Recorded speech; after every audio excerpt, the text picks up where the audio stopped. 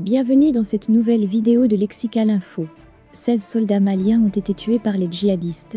N'oubliez pas de vous abonner à Lexical Info juste en bas de cette vidéo. 16 soldats maliens ont été tués lundi dans le centre et l'est du pays dans deux attaques distinctes imputées aux djihadistes, dont une a été revendiquée par l'organisation État islamique, selon un nouveau bilan de l'armée publié dans la nuit de mardi à mercredi. Un précédent bilan faisait état de 4 soldats maliens tués au total à Tessi, et Boni, centre. L'armée a indiqué tard mardi soir, dans son communiqué, avoir neutralisé 37 terroristes. L'organisation État islamique a assuré pour sa part avoir tué et blessé des dizaines de soldats au cours de l'attaque de Tessi, dans un communiqué publié par son agence SAMAK et authentifié par l'organisme spécialisé américain CIT.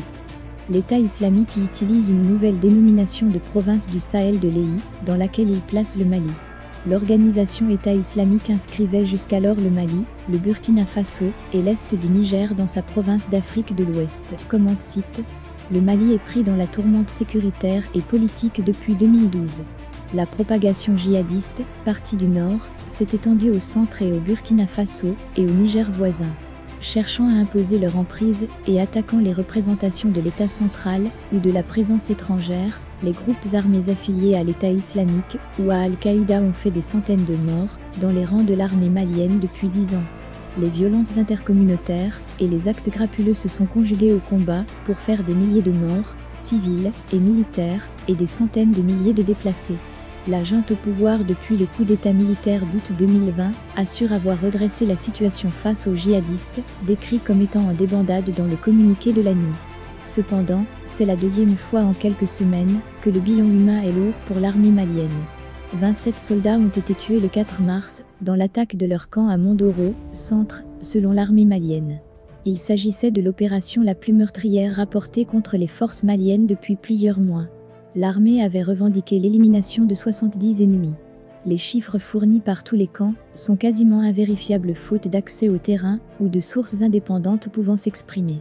À Tessi, à quelques dizaines de kilomètres des frontières avec le Burkina Faso et le Niger dans la zone dite des 3 frontières, c'est un poste de l'armée qui a été attaqué lundi. À Boni, une patrouille est tombée dans une embuscade, selon l'armée. Les hostilités ont fait 18 blessés dans ses rangs et des dégâts matériels, a-t-elle dit.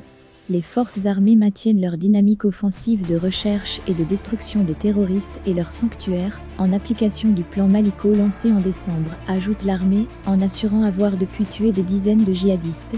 L'organisation État islamique a, quant à elle, assuré avoir pris le contrôle total du camp de Tessi avant de l'incendier, et d'en partir avec 7 véhicules et quantité de munitions. Ces hostilités surviennent en pleine reconfiguration militaire. Au cours des derniers mois sont arrivés au Mali de nombreux renforts présentés par les autorités maliennes, comme des instructeurs russes, et par les Occidentaux comme des mercenaires. La France et ses alliés européens au sein du regroupement de forces spéciales Takuba viennent, eux, d'annoncer leur retrait militaire du Mali. 2 tiers du territoire malien échappent au contrôle de l'État. La propagation djihadiste commence à toucher plus au sud, la Côte d'Ivoire, ou le Bénin par exemple, menaçant de gagner le golfe de Guinée. Au Burkina, 24 soldats ont été tués dimanche par l'explosion d'un engin explosif improvisé d'une part et une attaque d'autre part dans l'est du pays. L'insécurité contribue à l'instabilité politique. Après le Mali à 2 reprises depuis août 2020, le Burkina Faso a été le théâtre d'un putsch militaire en janvier. Merci pour votre aimable attention et n'oubliez pas d'activer la cloche de notification pour recevoir les prochaines informations.